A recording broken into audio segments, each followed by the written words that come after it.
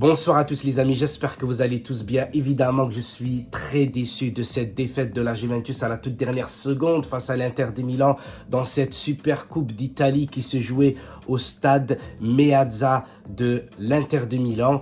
Malheureusement, la Juventus a tenu jusqu'à la 120e minute.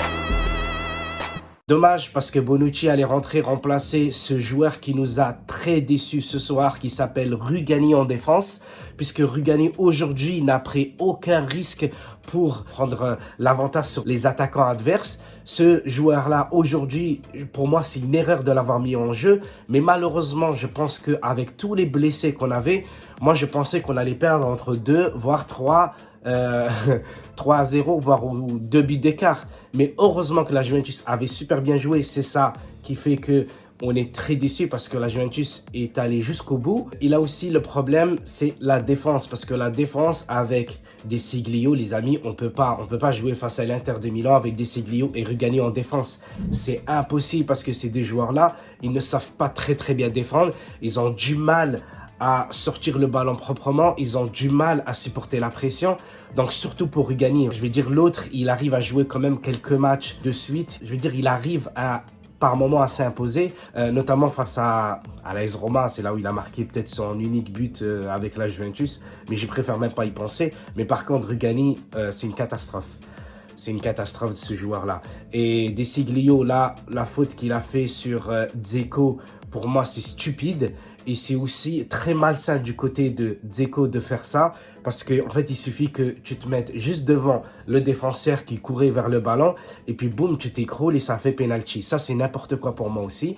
Par contre, voilà, le dernier but qu'a marqué l'Inter, ok, il est bon. Morata qui a fait le centre pour McKennie pour le premier but de ce match, c'était très bien parce qu'enfin on a l'attaquant qui centre et qui marque, même si ce soir il n'a pas marqué. Moiskin transparent comme toujours. En fait, le mec là, il a juste brillé à Paris et rien d'autre. Il a juste brillé un an à Paris avec Mbappé et Neymar dans une Ligue 1. Il faut même pas en parler puisque tout le monde connaît la faiblesse de ce championnat de France. Et tout le monde s'enflamme que ce joueur-là, il vaut entre 60 et 70 millions d'euros. Heureusement, le Paris Saint-Germain n'a pas mis cette somme-là. Par contre, un mec comme Icardi pourrait très bien correspondre au jeu d'Allegri. Parce qu'aujourd'hui aussi, Allegri, allez, jusqu'à la 120e minute, ça tenait bon. Mais on voyait bien que la Juventus, en fait, elle ne sait pas produire du jeu. La Juventus faisait que défendre. L'entraîneur là, 6 ans en arrière, il te refait la même chose que contre FC Barcelone en finale de Ligue des Champions. Il joue de la même façon, c'est-à-dire que toute son équipe doit défendre et après, au bonheur la chance, s'il y a Dybala qui lance McKennie ou qui lance Moiskin ou qui lance je ne sais qui devant et là, boum, on pourrait marquer un but. Mais ça se passe pas comme ça.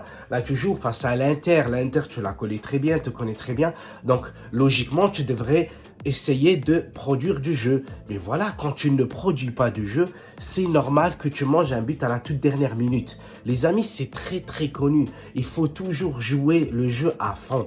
Et quand tu vois que tu gagnes 1-0, tu essaies de défendre les 5, voire les 10 dernières minutes, ça peut passer. Pourquoi? Parce que là, tu te dis, écoute, pourquoi me défoncer y aller marquer un deuxième but alors que là, j'ai juste à défendre. Mais quand tu as un partout, pourquoi tu te casse la tête à passer ton temps à défendre? Et ça, c'est scandaleux, tu vois. Donc, je pourrais en citer quelques-uns comme d'habitude. Bernardeschi, c'est que courir. Bernardeschi, tout au long du match, les minutes qu'il a joué, il a fait que courir. Et après, boum, il rentre sur un défenseur et puis il s'écroule. Il sait faire que ça. Il faut arrêter avec ça.